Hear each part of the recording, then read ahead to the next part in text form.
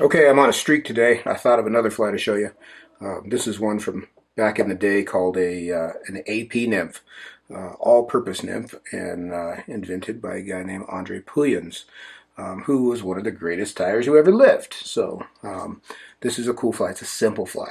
As I tie more and more of these kind of old school retro flies, which I hate to say are from when I was a kid, because now I'm old school. Um, it impresses me how, compared to today's flies, how simple they were, and that tells you something. So what I'm going to do here is I've got a Tiemco 3761. This is a size 16, and this is a mayfly nymph. So you can tie this to match. It's an all-purpose nymph, AP nymph. You can tie this to match any variety of mayfly nymphs. I'm going to tie you a gray one, which might match up for a Calbatus nymph in a lake, any variety of different bugs. And I'm going to start with some 14-aught gray thread.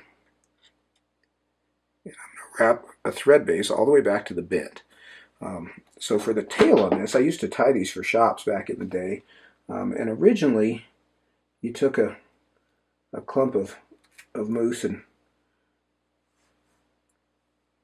generally tied this in bigger sizes, but what I'm going to do is I'm going to take a little clump of moose hair, and I've got, probably 8 or 10 hairs here, and I'm going to spin my thread up and make just a little nub here at the bend, and that's going to help me to flare this tail. So when I lay this hair in, I'll kind of check the length. I want it maybe just a little bit more than a half a shank. And I'll kind of flare that tail out, almost like a dry fly tail, like so. And then I'm going to wrap forward over those butt ends up to about the 75% point.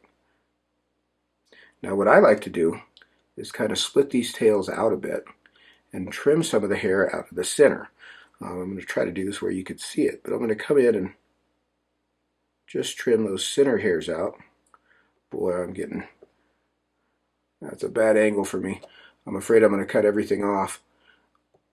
Trying to show you. Okay, let's hope I didn't have too much coffee. There we go. Trim one more of those out, so that I've got a little split tail that's multi-fibers built out of that moose hair, and then I can kind of pull those tip ends down and clean those butt ends up a little bit if I need to. Like so. So then I'm going to tie in a piece of fine or extra fine copper wire, and I'm going to leave those butt ends of that moose. That's going to become our wing case and legs here in a minute. So I'm going to tie that piece of wire in, and then I'll take some muskrat dubbing. This is just muskrat fur. And I'm going to dub the abdomen. And you can see the butt ends of that moose hair sort of build a fair amount of bulk on the hook. So we don't need to build a whole lot with this dubbing. We're just really going to try to shape and color and get the texture there.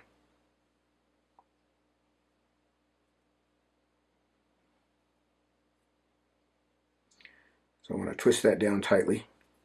And again, if you haven't worked with natural fur dubbings, very often there's some guard hairs in there that you've got to kind of learn to work around. If you end up with one sticking out, it's not the end of the world. It makes the fly a little buggier. But now I'm going to build the abdomen, and I'm going to taper this abdomen up toward the front here, like so. And I'll pull off that extra dubbing.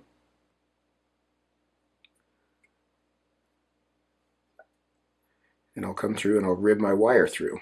So just nice evenly spaced turns through that abdomen. And I'll tie that off with a couple turns. Now my camera battery is going to die, so we're going to pause for 1 second. I'll be right back. All right, we've got a fresh battery in the camera now, so we can continue. So I've got that wire tied off. I'm going to make sure I've got that cinched down. Then I can just break that out of there. And now what I'm going to do is I'm going to use these butt ends of this moose hair to form the wing case. So I'm going to come forward about half that distance of the thorax, and I'm going to fold these ends back again and wrap back over them. And I want to come back, and you can see you can kind of put one turn right behind the other. I want to come back to just over the front edge of the abdomen there. So about a 60-40 split. Then I'll come in and take a little bit more dubbing, and this is what we're going to build our thorax with. So I'll jump my thread forward a bit here. And it's not going to take as much dubbing as you think, because that bulk is already built in there from doubling that moose hair over. So I'm going to dub this down nice and tight. And anytime I've got a hill like this to dub around, I like to start at the front, but I want to leave myself about an index point, about an eye length worth of bare space up there behind the hook eye. And I'll dub right up to the start of the abdomen, right up at the base of that wing case. And then I'll kind of square that wing case off a bit. And as I run out, I want to end up right behind the hook eye. You can see I've got a few guard hairs here. Sometimes you can just pull those out. Sometimes you got to trim them out. And really, it probably doesn't make any big difference if you leave them there. So now what I'll do, I want to make sure I have a thread base down. I'm going to pull this moose forward and kind of spread it. Let me get a hold of this and I'll turn the fly so you can see it. Spread it across the top for the wing case. So I'm going to pull that taut. I'm going to tie it down with a couple turns behind the eye there. And then for the legs, I'm just going to take just a couple of these back on each side, just like you would a pheasant tail. And pinch those legs back with a couple turns. I usually pick the longest ones. Yep. There we go. For the legs. And then I'll come in and trim the rest out. So I want to get in there with my fine tip scissors. Cut those as close as I can. Now this is sort of an old school fly thing that a lot of guys did back in the day, and John Barr still does on some of his stuff, is we're going to dub that head. So we're going to take just a tiny little pinch of dubbing here. And put that on really tight. And we're going to use this to cover that thread work. And you can see you can kind of position those legs in place and run out right behind the hook eye. Then I'll come in and whip finish the thread.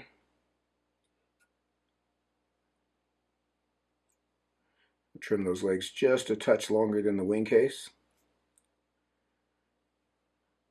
Perk that tail up a little bit. And there's our finished AP nymph. I've got a couple crazy guard hairs there that I don't love, but we'll get rid of those. But that's our finished AP nymph. And one of the cool things about this fly is because it's got that moose hair wing case, you can grease this up and fish it as a floating nymph. And that's something that, gosh, not many people know about these days. It's been around for a long time, but if you take this fly and put floating on it and fish it behind a dry, you can fish it right in the surface film, and fish will almost always eat that. It's really hard to see, and holds true to the old adage that anytime the fishing gets tough, the fish want a fly that is harder for you to see. So by that I mean either smaller, darker, or lower floating. So a small, dark, low floating AP nymph like this, fish behind a dry, is a pretty effective way to go about things. But cool little fly, kind of old school, easy to tie. You can do it. You can tie it, obviously. You can tie this in a million different colors. But that's a cool one. I'm glad I remembered that one. Dug that out of the archives there in my brain. I'm glad something was working today. But I hope you enjoy that one. Twist up some AP nymphs, and hope you catch some fish on it. I know I have over the years. I'm going to put some more of these in my box right now. So take care. Thanks for watching. We'll be back soon.